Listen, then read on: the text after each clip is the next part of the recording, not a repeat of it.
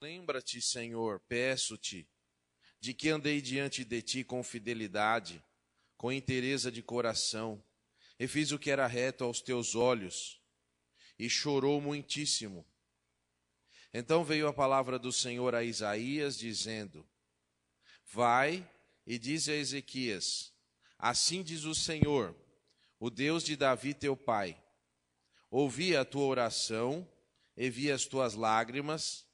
Acrescentarei, pois, aos teus 15 anos, livrar-te-ei das mãos do rei da Síria, a ti e a esta cidade, e defenderei essa cidade. Ser-te-á isso da parte do Senhor como sinal de que o Senhor cumprirá essa palavra que falou. Eis que farei retroceder 10 graus a sombra lançada pelo sol, declinante no relógio de Acás. Assim retrocedeu o sol os 10 graus que já havia declinado. Vamos orar. Senhor nosso Deus e nosso Pai, estamos felizes por estarmos na Tua casa nesta manhã, para que possamos, Senhor, ouvir a Tua palavra, possamos nos encontrar com os nossos irmãos, orarmos a Ti. E, ó Deus, pedimos que o Senhor esteja conosco nesse dia, que possamos, Senhor, andar contigo, perceber Tua presença próxima de nós. E, ó Deus, também prepara-nos, Senhor, para o culto da noite. Fica conosco, Senhor, em nome de Jesus. Amém. Amém. Que Deus abençoe. Vamos ainda de pé cantarmos o hino do HCC, o 295. Para o céu, por Jesus irei. 295.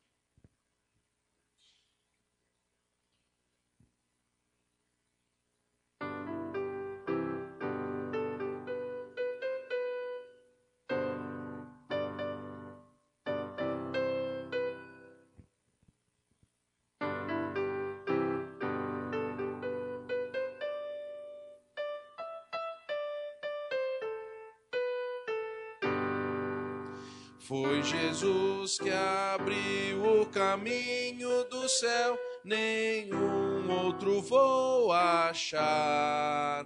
Nunca irei entrar na mansão de luz, se não for através da cruz.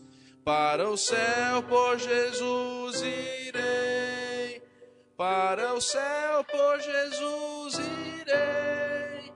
Grande é meu prazer, de certeza ter, para o céu pela cruz irei. Certamente vou no caminho da cruz, com resolução andar.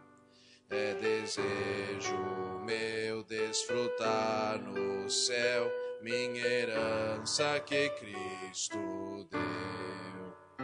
Para o céu por Jesus irei, para o céu por Jesus irei.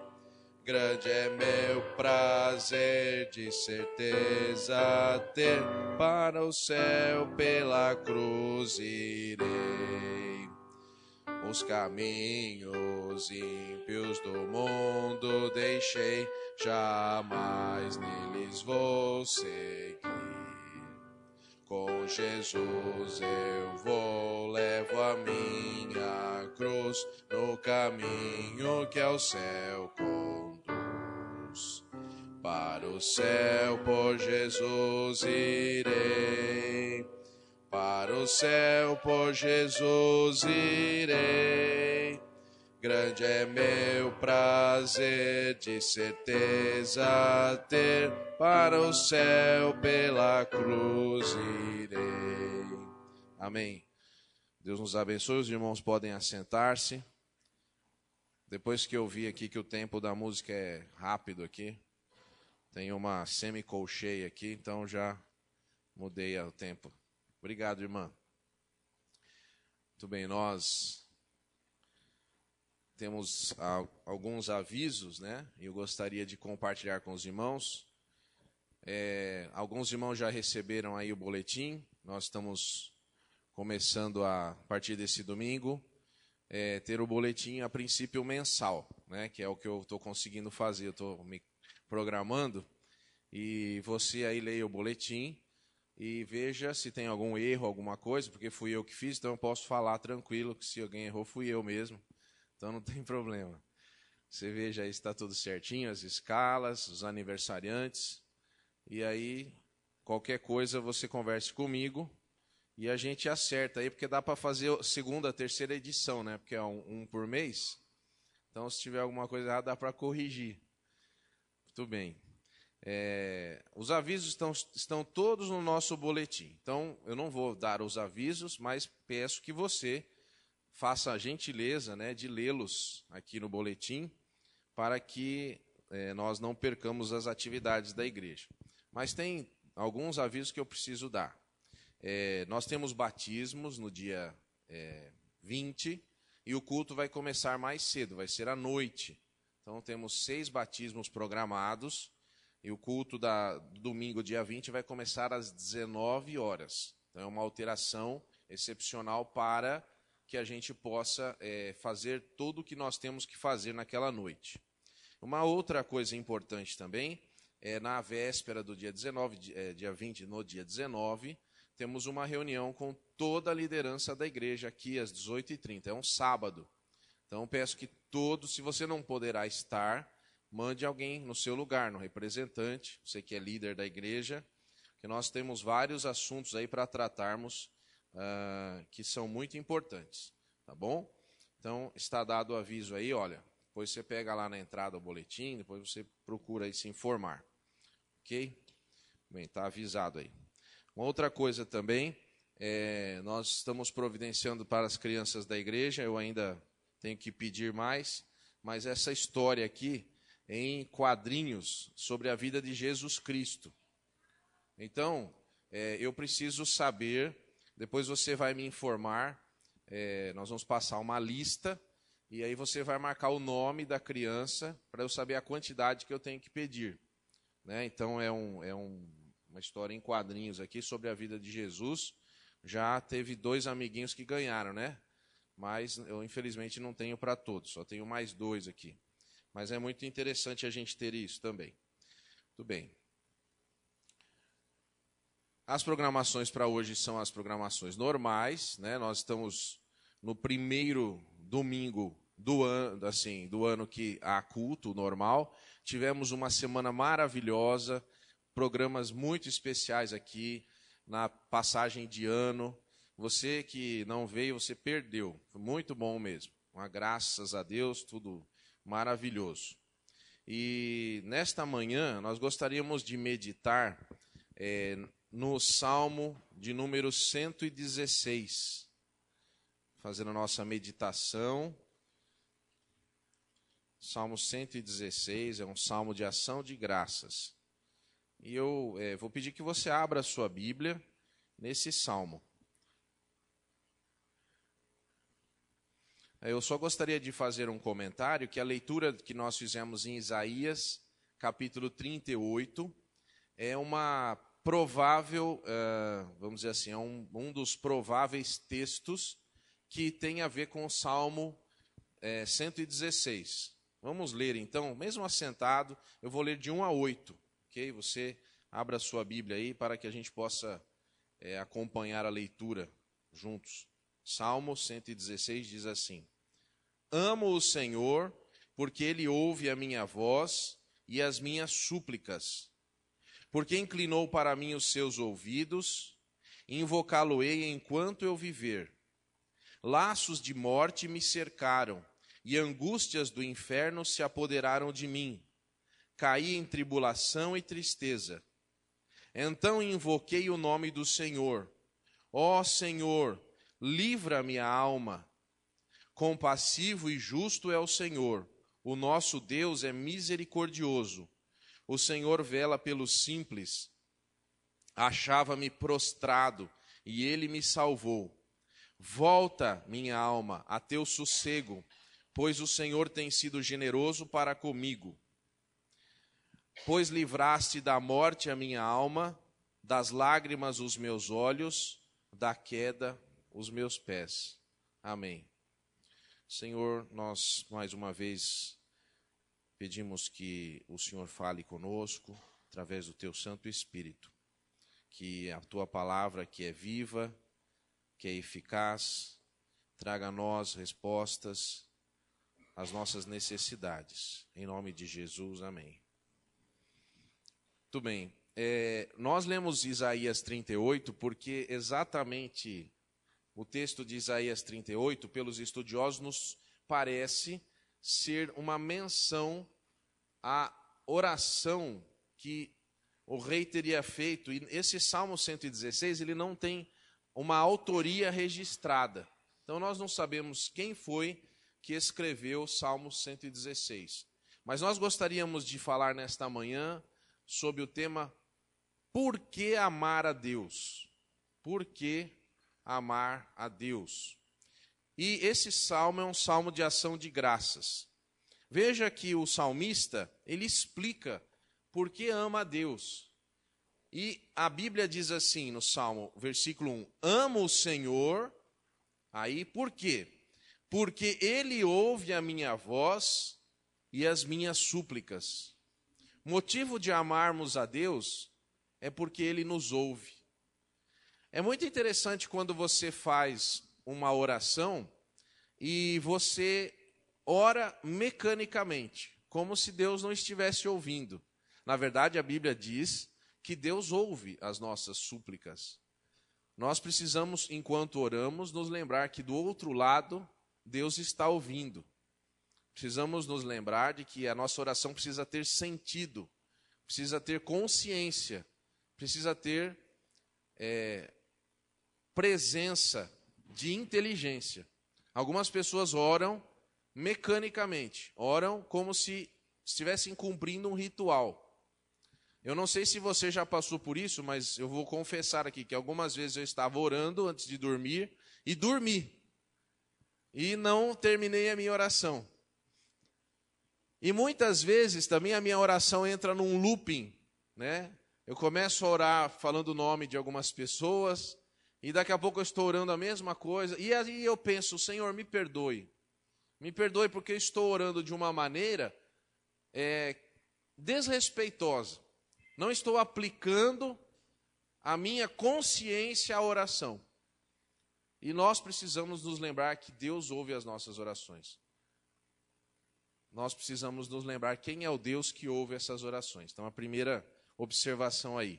Mas no Salmo 41, eu vou andar alguns textos aqui, mas vamos permanecer numa linha mestra aqui no Salmo 116. Mas no Salmo 41 existe um texto que, vamos dizer assim, tem um paralelo com o Salmo 116. Está escrito: esperei confiantemente pelo Senhor, ou pacientemente, em algumas traduções, e Ele inclinou para mim e me ouviu quando clamei por socorro. Então, o Salmo 40 mostra que o orador, orador não, melhor dizendo, o que ora, né? Ele esperou no Senhor e Deus inclinou-se para ele. Deus ouviu. A palavra inclinou-se é de difícil tradução aí no original, porque poderia ser estendeu o seu braço, desceu, deu atenção, veio perto. Mas a melhor palavra que eu encontrei, a melhor explicação para esse inclinou-se, que eu achei muito linda, e eu queria compartilhar com você. O sentido fez uma tenda. Eu achei lindo isso.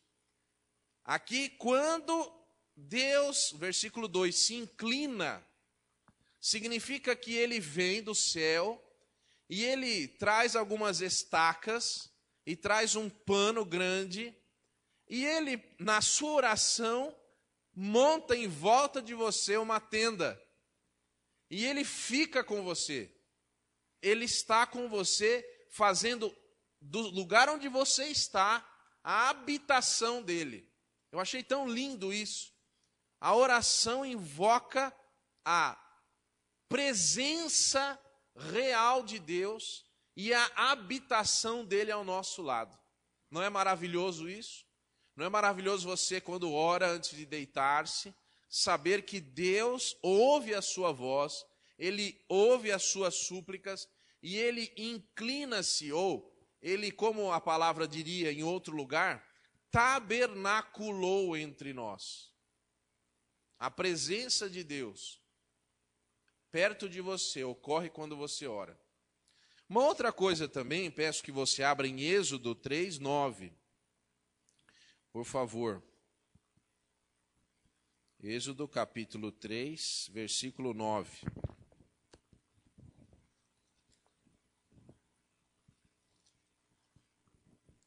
Diz assim: pois o clamor dos filhos de Israel chegou até mim, e também vejo a opressão com que os egípcios os estão oprimindo. É muito interessante, se você parar para pensar, do lugar onde Deus estaria, no seu trono. Estaria porque Deus está em todos os lugares. Mas a Bíblia, ela tem uma menção, vamos dizer assim, em alguns textos, que a nossa oração, ela precisa chegar na presença de Deus. Quanto tempo seria necessário para que a nossa oração chegasse até fora do universo, mais rápida que a velocidade da luz, para chegar na presença de Deus? Se a nossa oração fosse viajar na velocidade da luz, ela deveria demorar alguns bilhões de anos para sair do universo e chegar nesse lugar onde Deus está. Mas eu já tive orações respondidas em 8 segundos. Então não é a velocidade da luz. Só existem 2 explicações para isso. Ou a nossa oração é mais rápida que a velocidade da luz, ou Deus está em todo lugar. As 2 são verdadeiras. Deus está em todos os lugares. E a nossa oração é mais rápida que a velocidade da luz. Se existe uma coisa que nós precisamos usar mais, é a oração. Quando você receber uma notícia ruim, ore. Quando você receber uma notícia boa, ore. Ore sem cessar. Ore o tempo todo. Ore enquanto come, ore enquanto trabalha, ore enquanto ouve a palavra de Deus. Ore sempre. Fale com Deus sempre. Lembre-se, Deus está em todos os lugares. Mas aí alguém aqui mais atencioso vai me perguntar assim: pastor, então por que o senhor às vezes ora? Senhor, venha até a tua casa. Nós invocamos a tua presença. Se Deus já está aqui, tem até um hino, né, que fala assim: vem, visita a tua igreja. Então, Deus é o visitante, né, da igreja. Como é isso? Muito bem. Acontece que a presença de Deus, ela pode ser feita de várias formas. E você precisa entender isso. A primeira coisa que nós precisamos compreender é: Deus sim está em todos os lugares. Ponto. Mas a manifestação da glória de Deus não ocorre em todos os lugares da mesma forma. Quando nós oramos pela presença de Deus, Deus poderia responder assim: eu já estou aí. Mas quando nós clamamos pela presença de Deus, na verdade nós estamos querendo dizer: Senhor, manifeste-se a nós. Senhor, traga da tua glória entre o teu povo. Que a tua presença aqui seja perceptível. É diferente de uma presença no modo geral. Mas tem uma coisa ainda mais importante sobre a presença de Deus. E eu gostaria que você ouvisse isso com muita atenção. Em primeiro lugar, por Deus estar presente em todos os ambientes, em cada parte do universo, algumas pessoas confundem a matéria com Deus. E Deus não é a matéria. Deus não é uma coisa. nem é algo criado. Deus é espírito. Mas a presença de Deus sim enche os céus e a terra. Agora, Deus está no céu, certo? Tudo bem até aí? Deus está presente no céu e quando você for para o céu, Deus estará lá, com a manifestação de todo o seu amor, toda a sua graça. Mas o que eu vou dizer agora para alguns pode ser estranho. Deus também está presente no inferno. Ué, como assim? Meus irmãos, Deus é o Senhor também do inferno. Deus manda no inferno, não é o diabo que manda no inferno. O diabo é um prisioneiro, será no caso, um prisioneiro do inferno.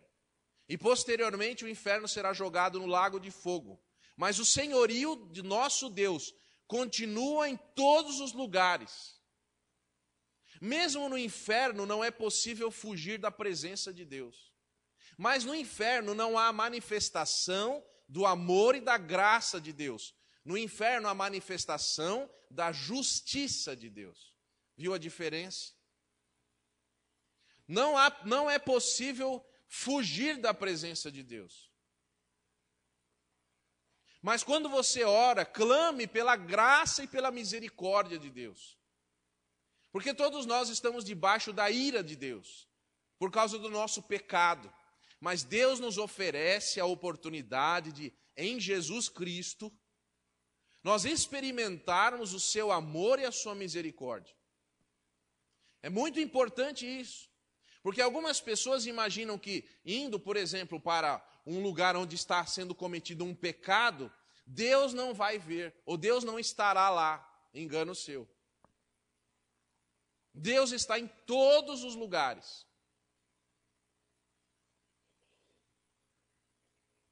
Eu gostaria ainda que você abrisse sua Bíblia em Salmo 91, 15.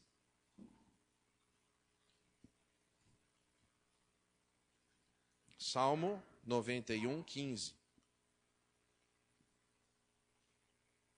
É um salmo conhecido. Você lendo o versículo 1, você já vai se lembrar dele. Mas quero ler o 15. Ele me invocará e eu lhe responderei. Na sua angústia eu estarei com ele. Livrá-lo-ei e o glorificarei. Deus aguarda a sua oração.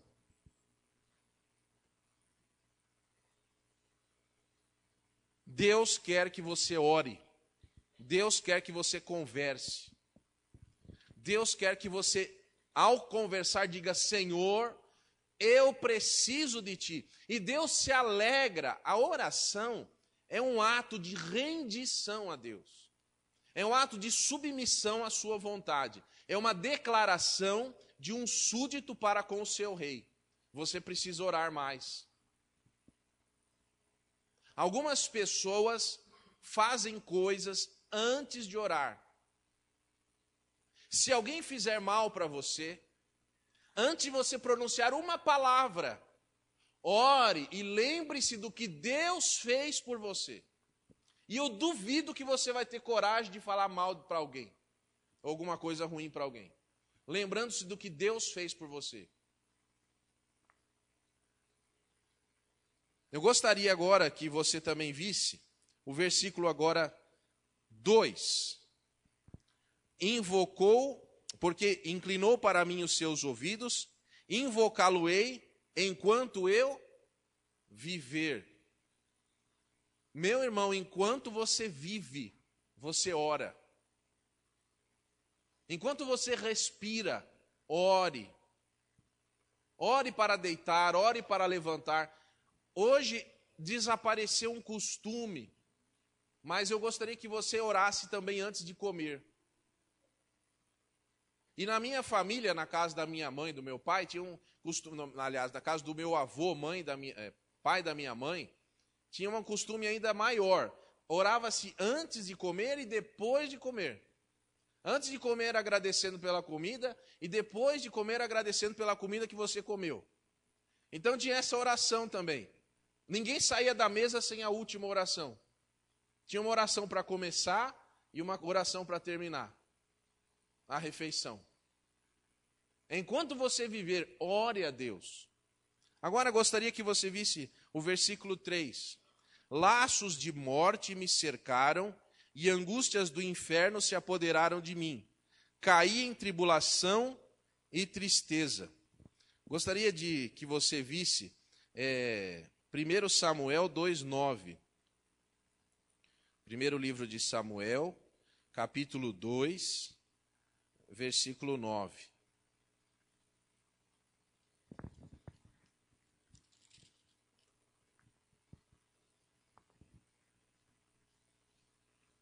Ana aqui está orando, porque nasceu Samuel, e ela ora agradecendo a Deus. E no versículo 9, ela diz assim: Ele guarda os pés dos seus santos, porém os perversos emudecem nas trevas da morte, porque o homem não prevalece pela força. Se o homem não prevalece pela força, ele pode prevalecer pela oração. A sua oração tem mais força do que os seus músculos. Orar por um problema é mais poderoso do que fazer alguma coisa. Gastar tempo com Deus é mais eficaz do que qualquer outra coisa que você possa fazer. Nós temos nos esquecido de orar. E isso é um problema. Salmo 31, 23.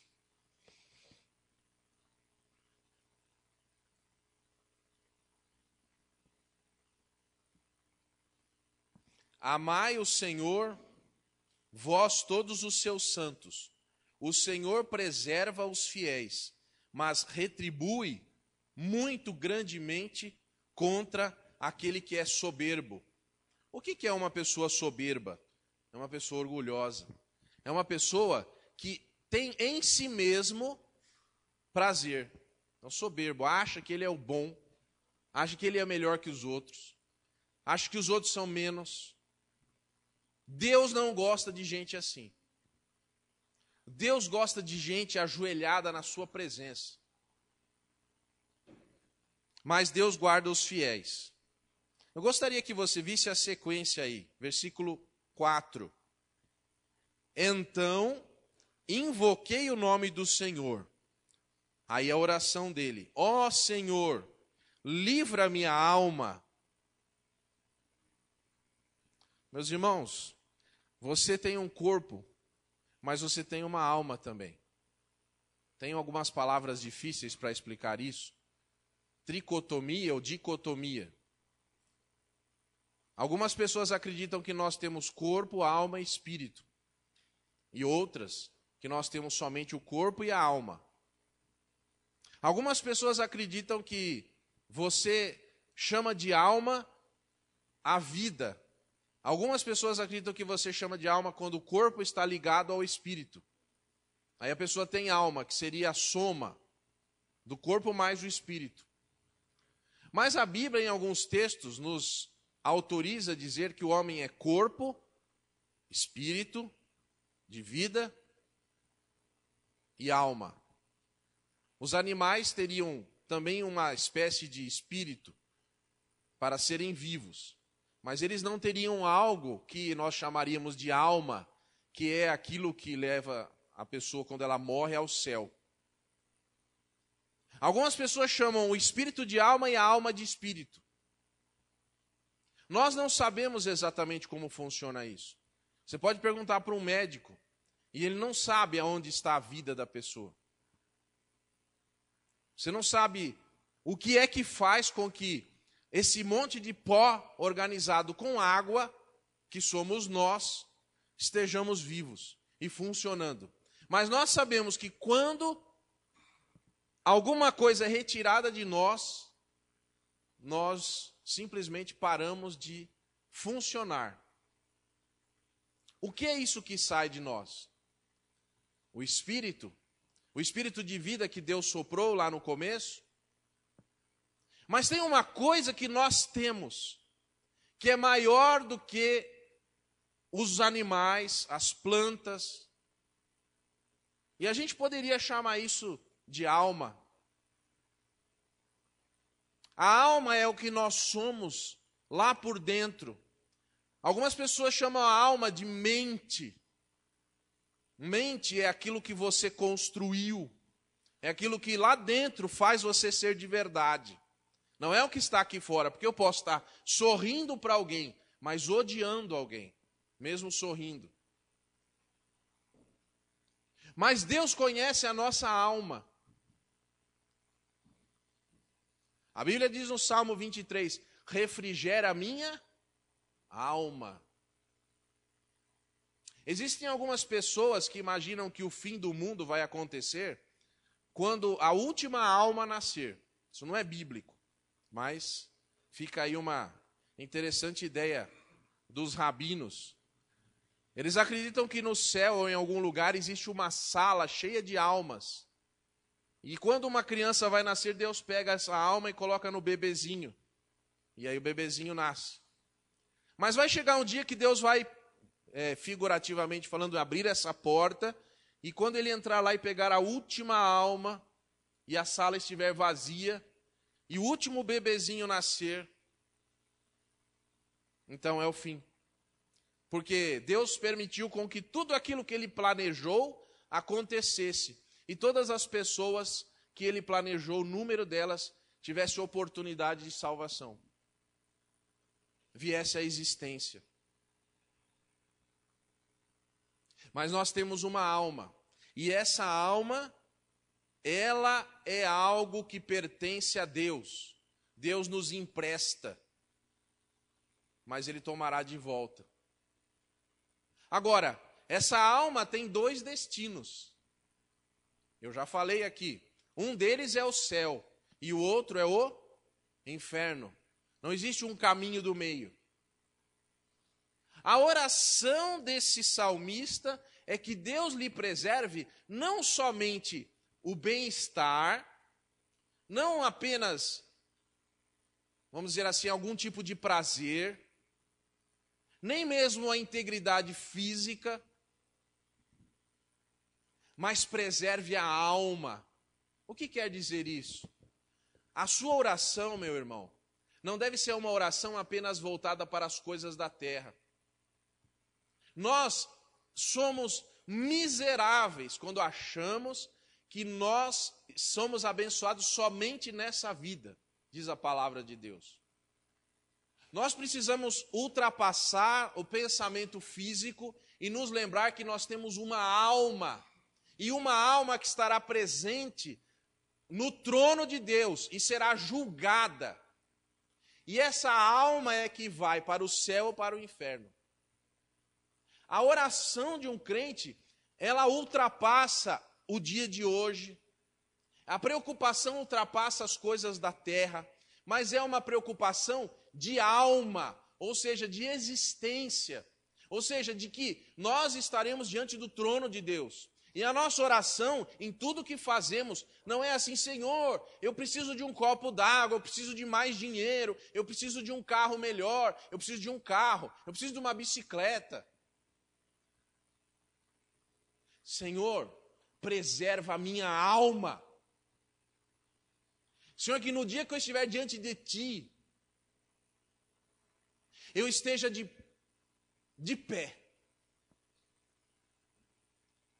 Senhor, o que adianta o Senhor me dar alguma coisa nesse mundo?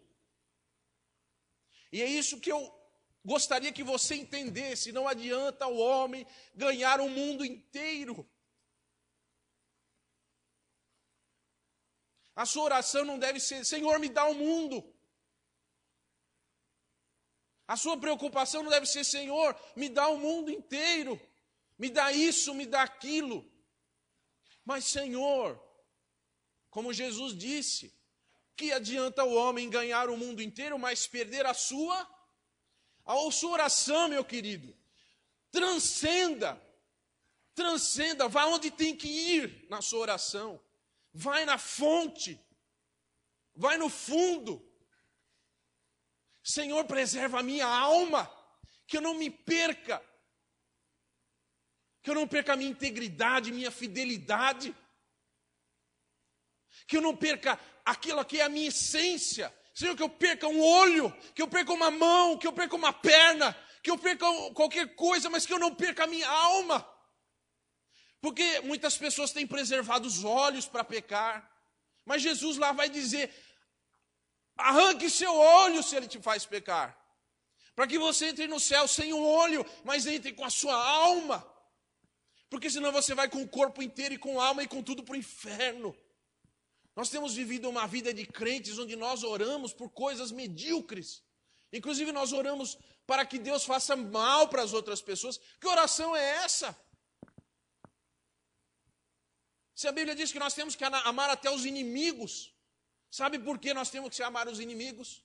Porque pode ser que o inimigo mais horrível que você jamais imaginou, no último dia da vida dele, ele se ajoelha e ora e diz, Senhor, me perdoa, preserva a minha alma, como Manassés, por exemplo, e aí Deus o perdoa. E lá no céu você vai ter que encarar essa pessoa de frente lá.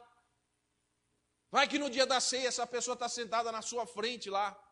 Como é que você vai encorar essa pessoa se você vai estar com a tua alma, com a tua inteireza, com a tua sinceridade lá? Você não vai poder esconder. Então ame as pessoas.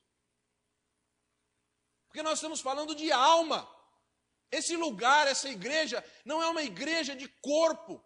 Sim, nós nos preocupamos com as pessoas, sim, nós estamos vendo o corpo. Mas se for para escolher,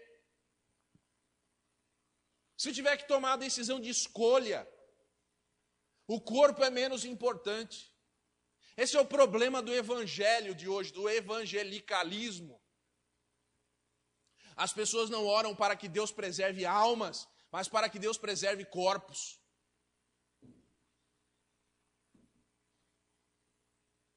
Nós precisamos nos lembrar que a gente pode ficar sem comer, a gente pode ficar sem roupa, a gente pode até morrer. Mas a nossa oração tem que ser essa daqui: livra-me a minha alma. Porque quando você estiver diante da presença de Deus, não importa o quanto esfarrapado você viveu aqui. Isso é muito importante. O foco da sua oração. Ore sim, Senhor, obrigado por esse alimento. Eu preciso disso, preciso de uma bicicleta, preciso de um carro, preciso de um emprego, preciso disso. Mas que nenhuma oração sua se esqueça de que você tem uma alma. Isso é muito profundo, mas é muito importante. Porque nós nos envergonharemos no futuro se nós ouvíssemos as orações infantis que nós fazemos.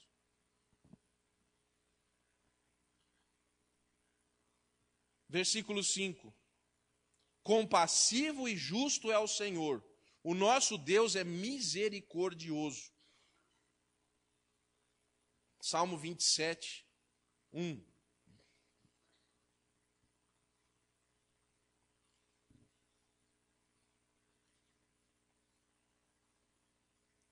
O Senhor é a minha luz e a minha salvação.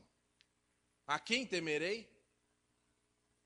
Meu querido, minha querida, crianças presentes, adolescentes presentes, jovens, idosos, todos. Deus é a nossa salvação. Se você está com Deus, você não precisa temer nada.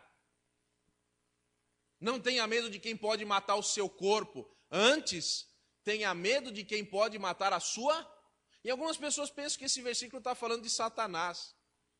Esse versículo está falando de Deus. Tema a Deus. Você deve respeitar as autoridades, segundo a Bíblia, porque elas foram instituídas por Deus. Você deve ser uma pessoa educada, honesta, cortês. Mas você deve temer a Deus, não a pessoas. Se algum dia alguém te apontar o dedo no nariz e disser alguma coisa, você isso, você aquilo, nem se preocupe com isso. Saiba, Deus está sobre todas as coisas. E a Bíblia, em muitos textos, inclusive os demônios, chamam Deus de o Altíssimo. Aquele que está acima de todas as coisas. Em uma altura incalculável.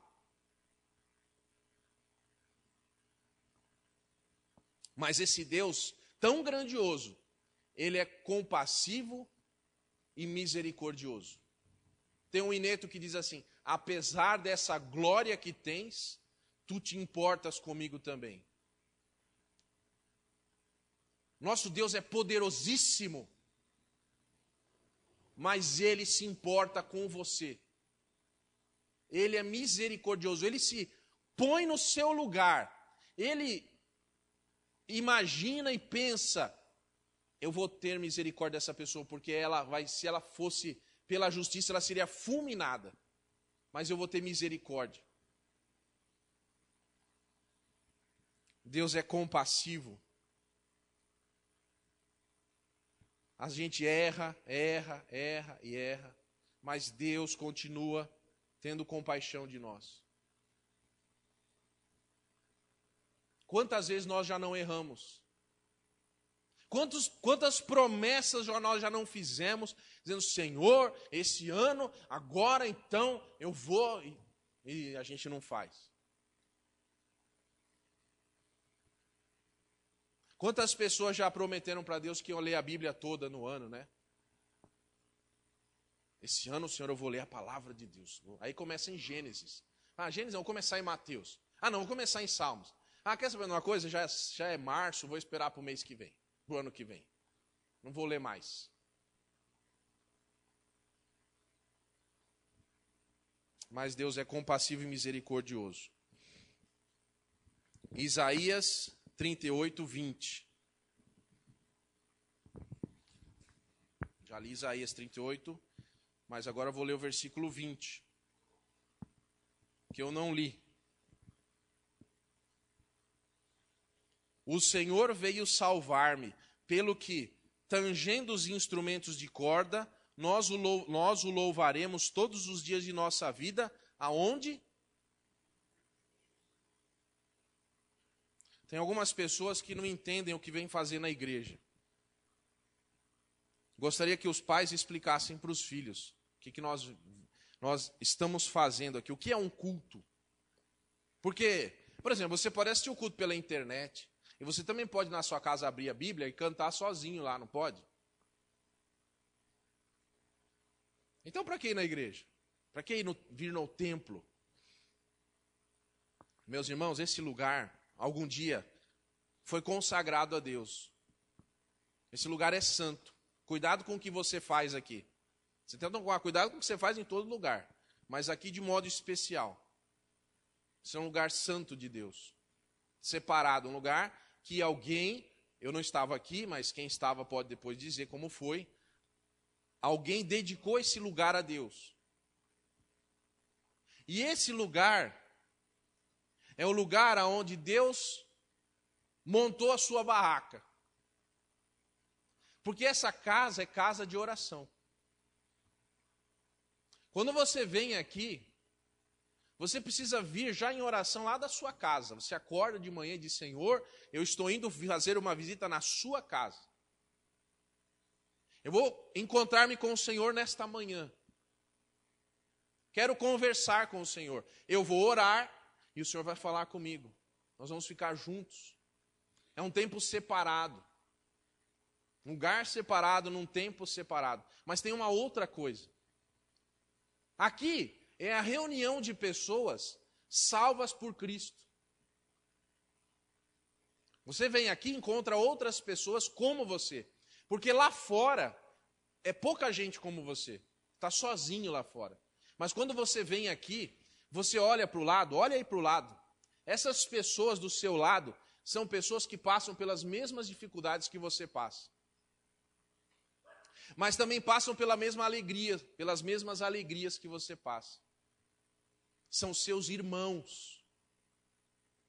A pessoa que está do seu lado é vamos dizer assim, é que é difícil construir uma frase aqui, mas vou tentar mesmo errando. A pessoa que está ao seu lado é a pessoa mais parecida com Jesus que você vai encontrar hoje. Apesar de toda a limitação que isso possa implicar. A pessoa que está do seu lado é a pessoa que tem Jesus no seu coração também. Por isso, quando você olhar para o lado, olhe Jesus. A Bíblia diz que Jesus está no meio do seu, e quando 2 ou 3 oram, ele também está ali. Quando você vem aqui, você saiba que você vai encontrar-se com Jesus. E nós, como representantes de Jesus uns para os outros, precisamos nos portar como tal. Aqui é um lugar onde os cristãos, que são os pequenos cristos, os Jesusinhos, estão. O que é isso? É você. Você e eu. Por isso que nós precisamos nos lembrar que, versículo 6, o Senhor vela pelos simples. Achava-me prostrado e ele me... Nós estávamos indo para o inferno. Nós estávamos morrendo. Nossa alma ia a pleno vapor para o inferno. Mas Deus, pela nossa humildade, porque um dia nós nos arrependemos, nós percebemos que não vale a pena lutar contra Deus, mas nós devemos lutar ao lado de Deus. E Deus nos salvou. Salmo 62, 7.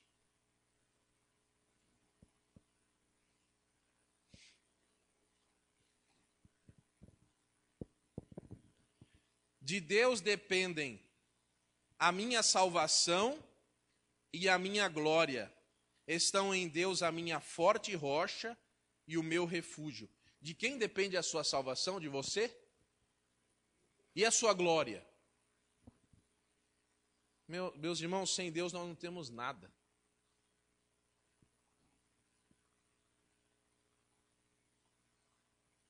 Nós precisamos agradecer mais a Deus, porque já que a gente vai aprendendo a orar pela alma, então a gente tem que aprender a agradecer também pela salvação.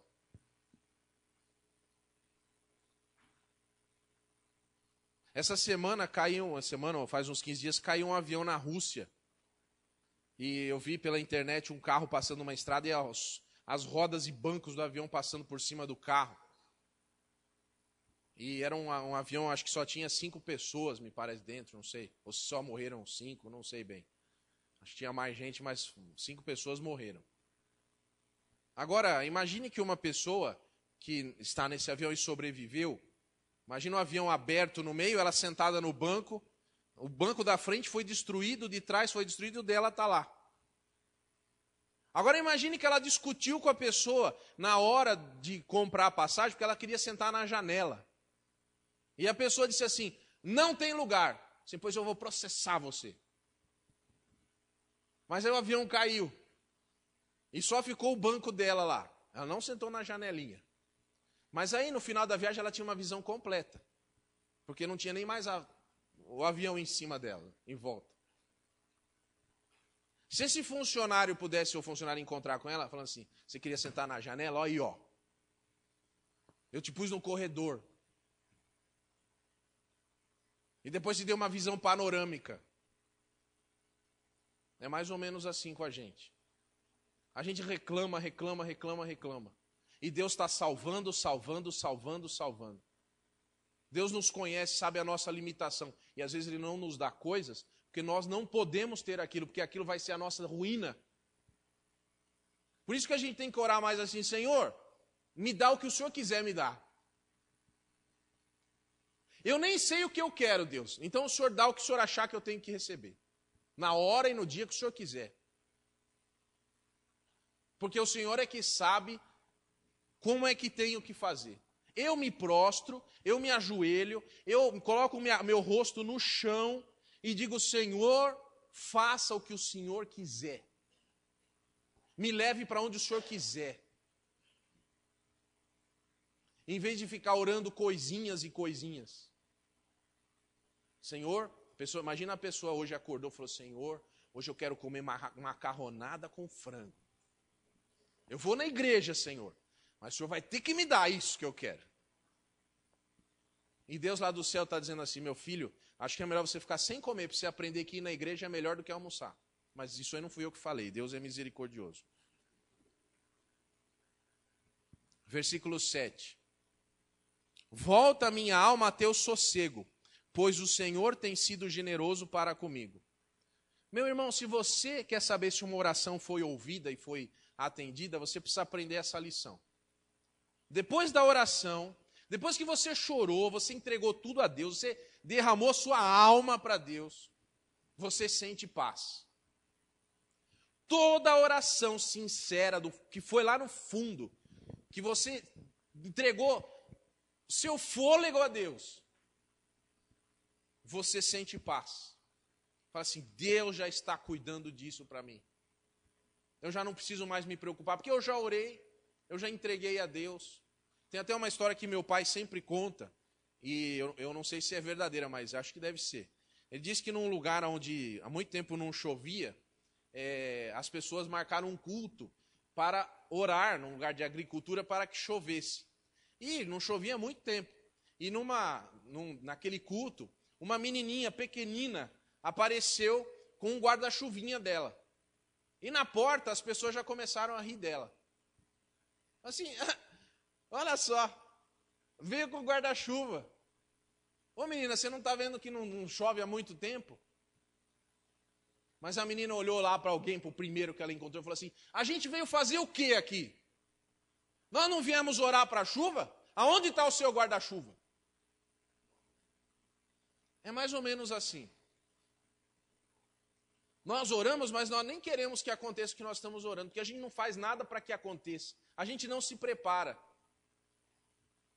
Tem gente que ora por uma viagem, mas não prepara a mala. O Gabriel não está aqui essa manhã, por isso que eu vou brincar, tá? Depois vocês contem para ele. Tem gente que quer um carro, mas não tira a carta.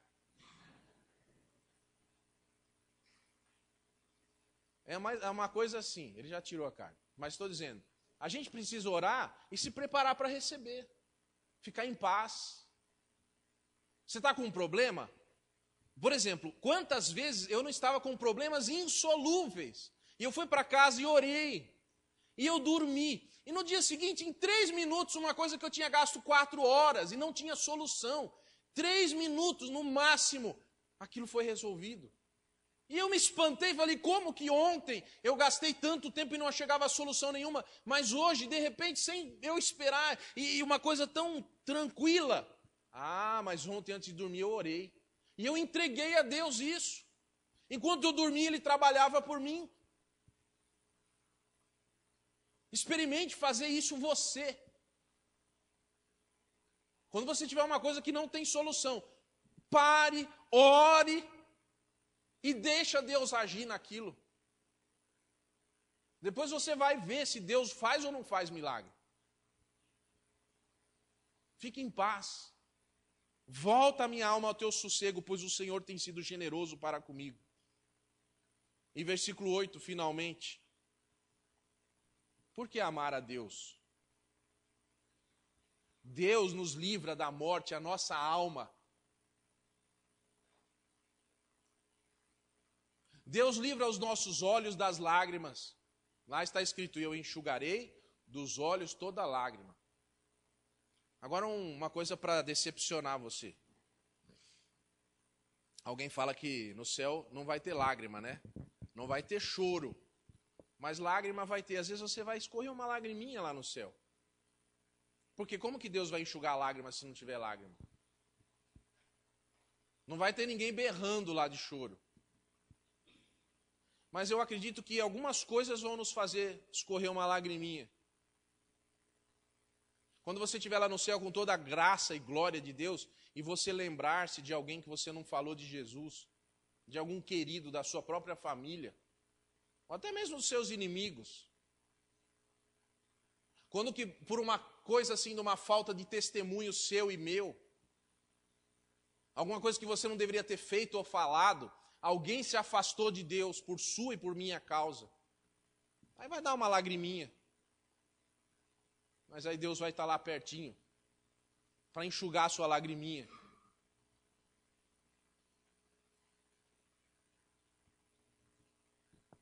E da queda aos meus pés.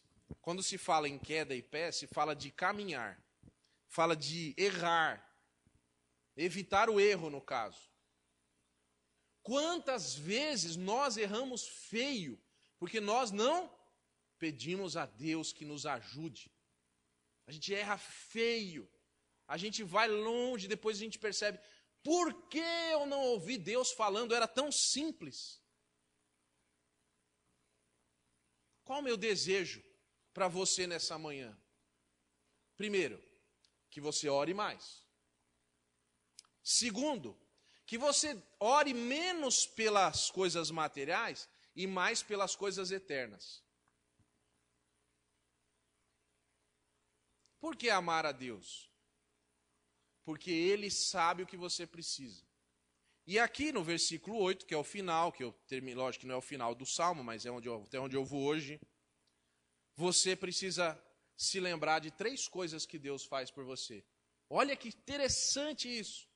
Ele cuida da sua alma, cuida do seu espírito, ou da sua psique, ou da sua mente, e cuida do seu corpo. Por quê? A alma está claro aí. Os sentimentos produzem lágrimas, Deus cuida. E o nosso caminhar é o nosso corpo físico, Deus também cuida. Então, Deus cuida de você todo, de você toda. Deus cuida de tudo que envolve você.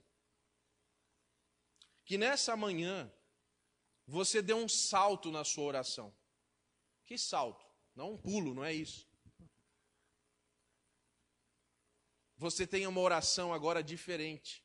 Você ore sim pelas coisas materiais, mas ore também para que Deus preserve a sua mente, seus sentimentos, e também principalmente que Deus preserve a sua alma. Vamos orar assim nessa manhã? Vamos orar, Senhor, nós te amamos, Pai, porque com o teu amor o Senhor nos amou tanto, que mandou Jesus Cristo para nos salvar. Mas o Senhor não nos livra apenas da morte física, o Senhor também nos livra da morte espiritual. Ó Deus, nós te agradecemos porque o Senhor tem guardado os nossos sentimentos em Jesus Cristo. O Senhor tem nos ensinado a nos portarmos como teus filhos. Ó Deus, ensina-nos a perdoar, ensina-nos a amar. Ensina-nos a sermos como Jesus. Senhor, que na tua casa seja lugar de oração e fora dela também seja lugar de oração. Ó Pai, que as nossas atitudes não sejam infantis, preocupados em comer um pedaço de carne, quem vai ficar com o bife maior, que haja briga pelo bife menor, que nós aprendamos a dar o melhor para os outros, porque nós vamos ser muito mais abençoados quando damos, quando perdemos, do que quando arrancamos. Ó Deus, que nós não nos ensoberbeçamos, mas que sejamos humildes e prostrados na tua presença, que ao teu tempo o Senhor nos exaltará. Ó Deus, mora conosco, Senhor, mora no nosso coração, tira do nosso coração o que atrapalha a tua presença gloriosa. Senhor, que nós abramos as portas e janelas para ti. Que a nossa oração seja, Senhor, vem, Senhor, morar em mim, vem estar conosco, vem estar aqui.